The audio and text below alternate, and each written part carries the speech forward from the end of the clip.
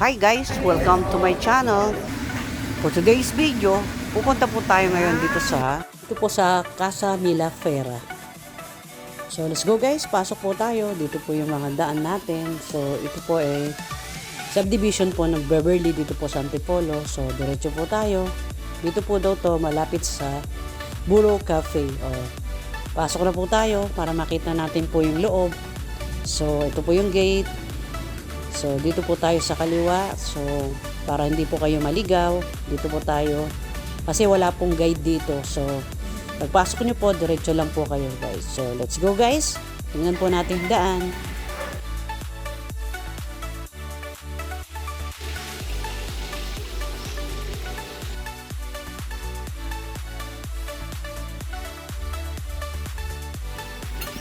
Oh, ano ba?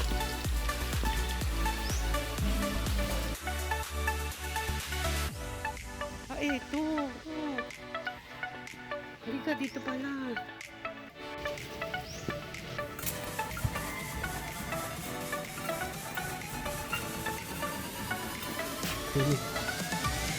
Kamay mo. So guys, yan po yung loob. So maganda po siya. So paligid po niya maraming puno. So sobra pong mahangin. Ito po area na to, ito po yung may aircon. So dito po sa gilid nila, meron pong para sa hindi aircon. Dito po sa kabila. So ito pong lugar na to, yan para pong katulad ng bahay namin.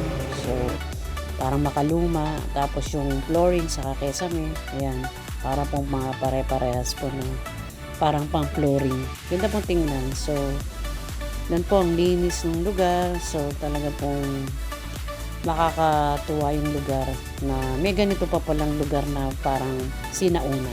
So yan po yung mga food guys. So yung menu, kung gusto nyo pong makita, ito po yung mga menu nila.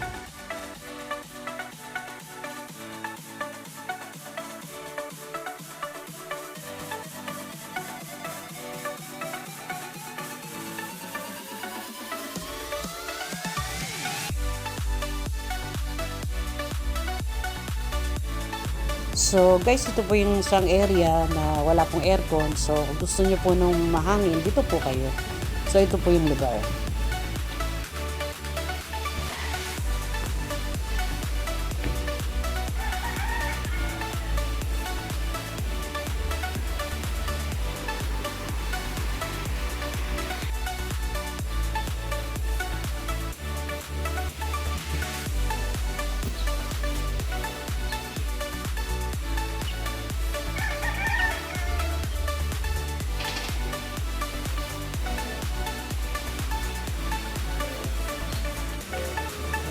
So guys, ito po yung aircon. So yan po, order na po kami. So ang gusto po namin food ay yung daing na bangus, saka po yung waffle, saka po yung calamansi juice. So let's go guys, painom po natin.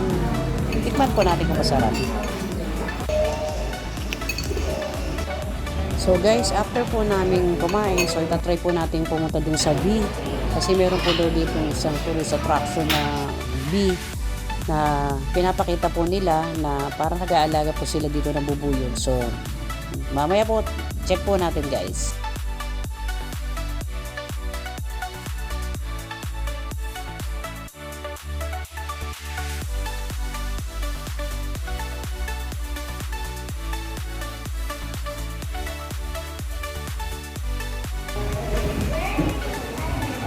So guys, pagkatapos po namin kumain, yan po, pupunta na po kami dun sa bubuyog. Dito po ay may bahay po ng bubuyog. So papakita po ni Kuya kung ano po yung bubuyog dito. Ano po yung pag-aalaga nila ng bubuyog.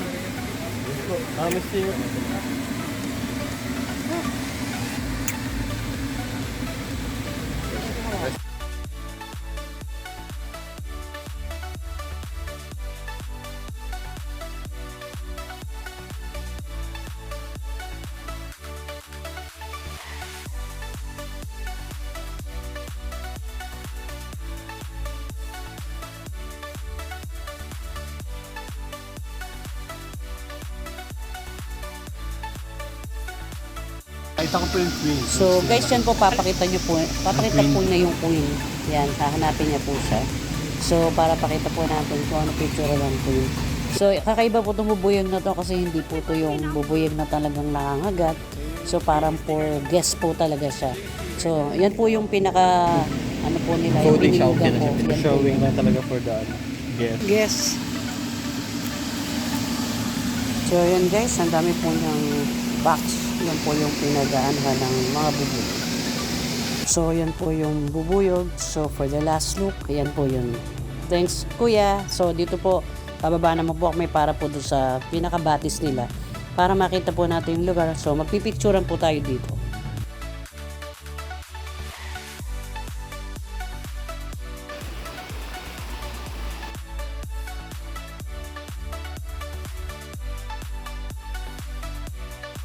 So, yan na po yung lugar na yan. So, magpapapicture kayo. May pose. So, tingnan nyo lang po yung kabuuan ng lugar. So, yan po.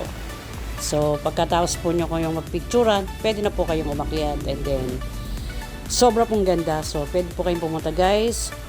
Pumunta po kayo dito, maganda. So, kung matibay pa po yung tuhod nyo, pwede po to sa inyo. Pati buong food dito, masarap. Saka meron pa po kayong bee na pwedeng makita for a tourist attraction. Pwede din po dito ang bata. So, yan guys, na-enjoy po kami sa food, sa lugar, doon po sa pagtingin namin doon sa bee. Ang cute-cute po talaga niya. So, maganda po siya. So, mag-enjoy po yung mga bata. So, masarap yung food. So, pwede pong pampamilya dito. So, let's go guys. Thanks for watching. So, like and subscribe po at punta po kayo dito kasi maganda po dito talaga. Malapit lang po ito sa Cafe Burong. So, thanks for watching guys.